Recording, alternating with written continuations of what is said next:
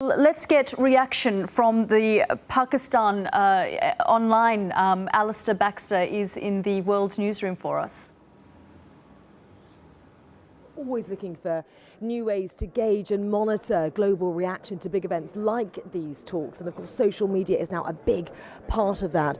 Samantha Barry here, she's in charge of our social media at BBC World. And Sam, how's it looking on social media, particularly in Pakistan? What's been the reaction to the progress of these talks? Well, there's been a bit of a mixed reaction. When we broke the story on our Facebook page this morning, we posted that to a global audience.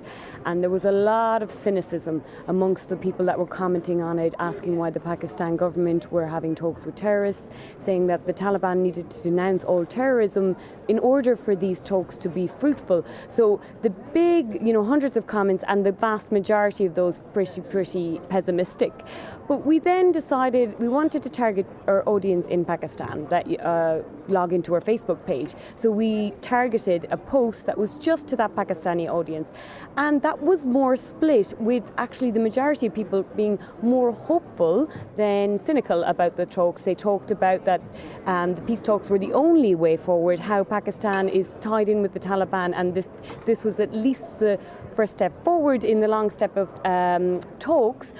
This is a typical comment that we got from one of our Pakistani Facebook fans saying, I want this discussion to end with fruitful result because we're now fed up with everyday blasts, and negotiations are the better option. So more optimism out of our Pakistani audience. That's interesting, isn't it? And talk me through, Sam, now, Pakistan and particularly the Taliban's use of things like Twitter, like Facebook.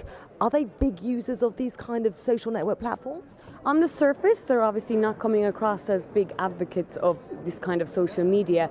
But there was a case in December 2012 where there was a Facebook page where the TTP, or the Pakistani Taliban, were using a Facebook page in order to try to hire people to write propaganda for their quarterly journal or their quarterly newsletter.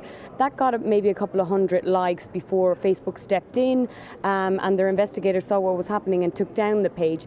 But if you see any of the Taliban videos that are released, they need to go somewhere, and they end up in the right online channels in order for them to get out to the mass audience and international. So they are using those kind of social media channels for a lot of different reasons. Interesting. A part, of course, YouTube, which is banned inside Pakistan.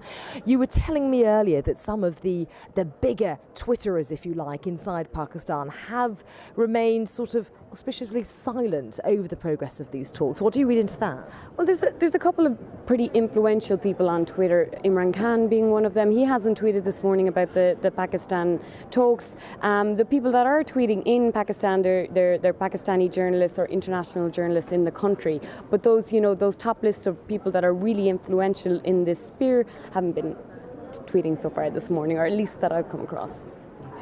Interesting. Sam, always good to talk to you. Thanks very much there. Samantha Barry there, talking us through some of the reaction that we've seen on social media to the progress of these talks in Pakistan. Yelda, back to you now.